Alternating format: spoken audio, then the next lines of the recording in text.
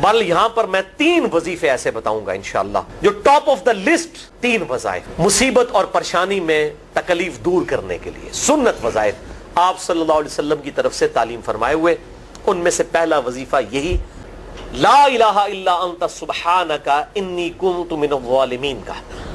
لیکن اس سے پہلے میں ایک امپورٹنٹ بات کروں دعا کے حوالے سے کہ دعا کی قبولیت کا ایک پروٹوکول بھی ہے.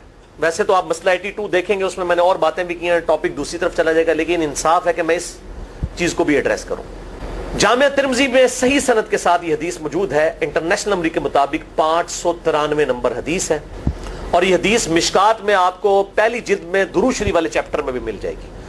سیدنا عبداللہ ابن مسعود رضی اللہ تعالیٰ عنہ کہتے ہیں کہ ایک دفعہ میں آپ صلی اللہ علیہ وسلم کی موجودگی میں نماز پڑھ رہا تھا, اور سیدنا ابو بکر اور عمر رضی اللہ تعالی عنہما وعلیہم السلام وہ بھی وہاں پہ موجود تھے. میں نماز کے جب یعنی کہ تشہد میں بیٹھا, میں نے اللہ کی حمد کی, التحیات للہ والصلوات والطیبات, اس کے بعد درود پڑھا, اور اس کے بعد میں نے دعا مانگنا شروع کی. تو آپ صلی اللہ علیہ وسلم نے ارشاد فرمایا سل تعطا سل تعطا, مانگ تجھے دیا جائے گا, مانگ تجھے دیا جائے گا. یعنی جو درود شریف اور ذکر کے ذریعے متوجہ ہوتا ہے اللہ تعالیٰ اس کی دعا قبول کرتا ہے. اور پھر ابن مسعود ادھر ہی روایت کرتے ہیں, ساتھ ہی جامعہ ترمذی میں دوسری حدیث ہے صحیح سند کے ساتھ کہ ایک شخص آیا, اس نے جو ہے وہ نماز کے دوران حمد و درود کے بغیر ڈائریکٹ اللہ سے مانگنا شروع کر دیا.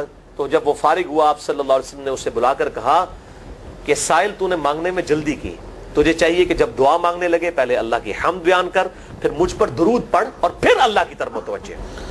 تو دعا کے لیے حمد اور درود شریف ضروری. اس لیے دیکھیں نماز کی انٹلیکچوئل ترتیب ہے, آپ پہلے دعا کرتے ہیں التحیات للہ والصلوات والطیبات, اللہ کی حمد کرتے ہیں, پھر نبی صلی اللہ علیہ وسلم پر سلام عرض کرتے ہیں السلام علیکم ایھا النبی, اس کے بعد آپ درود پڑھتے ہیں, اور اینڈ پہ آپ دعا مانگتے ہیں. کیونکہ بخاری اور مسلم کی متفق علیہ حدیث ہے, مشکات میں آپ کو تشہد والے چیپٹر میں حدیث مل جائے گی کہ نماز میں تشہد میں درود کے بعد جو چاہو اپنے رب سے مانگو. یعنی عربی میں مانگنا ہوگا, دعائیں مانگے, دعائیں معصورہ کتاب و سنت میں جتنی ہیں وہ مانگے, اس کے علاوہ بھی مانگ سکتے ہیں اگر الفاظ درست ہوں لیکن عربی زبان میں. تو یہ پہلا وظیفہ جامعہ ترمذی میں انٹرنیشنل نمبر کے مطابق 3505, مشکات میں 2292 نمبر یہ حدیث ہے, اور قرآن حکیم میں تو ہم پڑھ چکے ہیں سورۃ الانبیاء آیت نمبر 87 اور 88 میں. آپ صلی اللہ علیہ وسلم نے ارشاد فرمایا کہ یونس علیہ السلام نے مچھلی کے پیٹ میں اپنے رب کو ان الفاظ کے ساتھ پکارا تھا لا الہ الا انت سبحانک انی کنت من الظالمین. اور پھر آپ صلی اللہ علیہ وسلم نے فرمایا کہ جو کوئی شخص اپنے کسی بھی معاملے میں کسی بھی پریشانی میں اس دعا کے ذریعے اللہ کی طرف متوجہ ہو, اللہ تعالیٰ اس کی دعا کو قبول فرما لیتا ہے. اور قرآن میں بھی آ گیا نا کذالک ننجی المؤمنین, اور کتنا بڑا فتویٰ آیا میرے بھائیوں سورہ الصافات 143 144, فلولا انہ کان من المسبحین, اگر یونس ہمیں ان الفاظ میں ہماری تسبیح نہ کرتا للبث فی بطنہ الی یوم یبعثون, تو مچھلی کے پیٹ میں قیامت تک مچھلی کے پیٹ میں رہتا اگر اس طرح نہ ہمیں پکارتا, اس کی قبر مچھلی کا پیٹ بن جاتی. یعنی یہ اتنا عطاب, اور وہ دور ہو گیا اس دعا سے, بہت بڑے اسماء اعظم میں سے ہے. تو یہ بہترین دعا, بہترین وظیفہ, اسماء اعظم میں سے بہترین چیز, اور سب سے بڑھ کر جو میں نے بات کی کہ بہترین استغفار, اللہ سے توبہ مانگنے کا بہترین ذریعہ. اور کس طریقے سے, اے اللہ تو پاک ہے نا, تجھ سے تو غلطی نہیں ہوگی, میں بندہ ہوں غلطی کروں گا, تو اللہ نے تو معاف کرنا ہے نا, کیونکہ جب بندے نے اپنی عاجزی کا اظہار کر لیا ہے اور اللہ تعالیٰ کو بتایا اللہ یہ تیری کوالٹی ہے, تو غلطی نہیں کرتا, تو میں تو انسان ہوں غلطی کروں. تو یہ ہے پہلا وظیفہ. دوسرا وظیفہ وہ بھی جامعہ ترمذی میں انٹرنیشنل نمبر کے مطابق 3524 نمبر حدیث ہے, لیکن ترمذی کا طریق جو ہے وہ ضعیف ہے. یہ میں پہلے بتا دوں, امام ترمذی نے ساتھ لکھا ہے یہ روایت کمزور ہے, لیکن ضروری نہیں ہوتی کہ روایت اگر ترمذی میں کمزور ہے تو کہیں اور وہ روایت صحیح نہیں موجود ہے. اس کی صحیح سند المستدرک للحاکم میں انٹرنیشنل نمبر کے مطابق 1862 نمبر موجود ہے, اور سنن نسائی الکبریٰ میں 10492 نمبر ہے, اور مشکات میں بھی 2454 نمبر حدیث ہے انٹرنیشنل نمبر کے مطابق. تو صحیح سند المستدرک للحاکم اور سنن نسائی الکبریٰ کے اندر موجود ہے.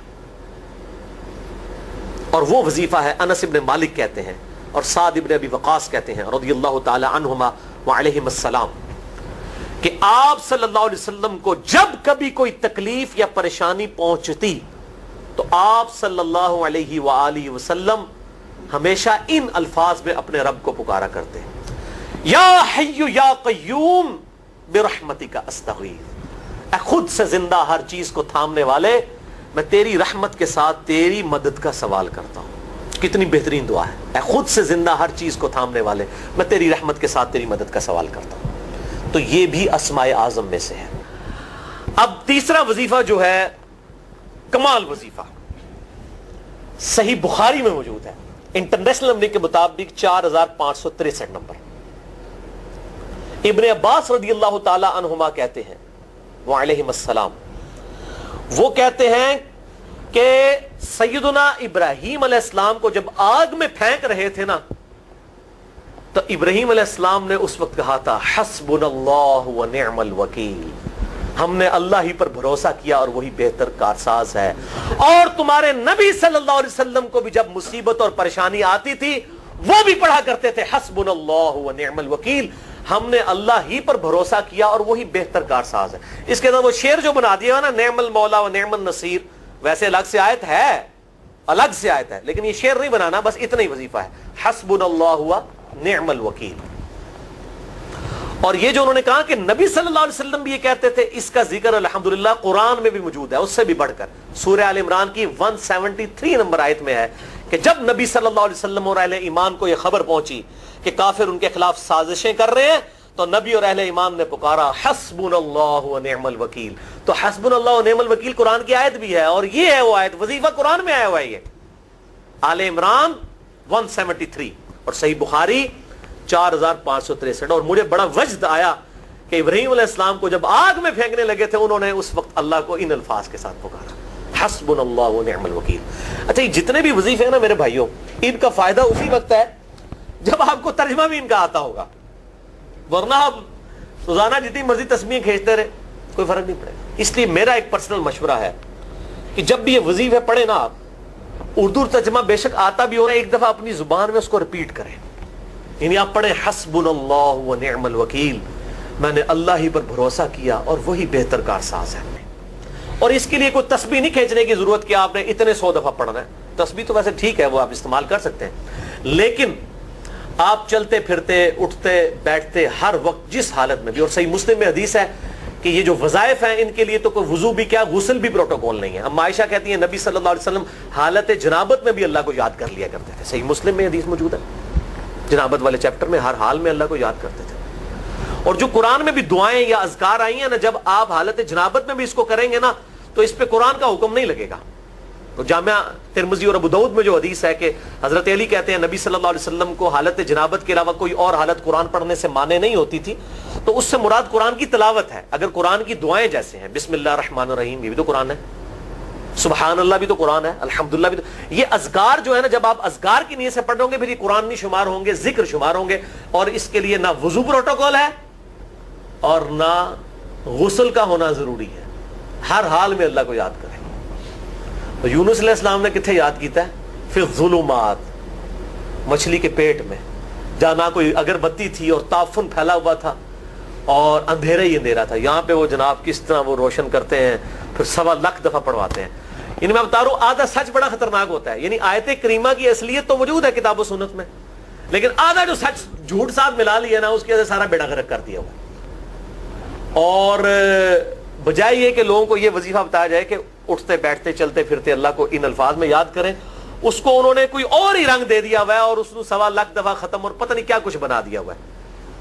تو یہ 3 وظائف تھے بڑے اہم اس حوالے سے, اور میں نے اس کو ضروری سمجھا کہ میں یہ ضرور بتا دوں تاکہ لوگ اس پہ ایجوکیٹ ہوں, ان وظائف کو کریں. اور مسئلہ نمبر 82 میرا الگ سے میرے بھائیوں ریکارڈ ہے.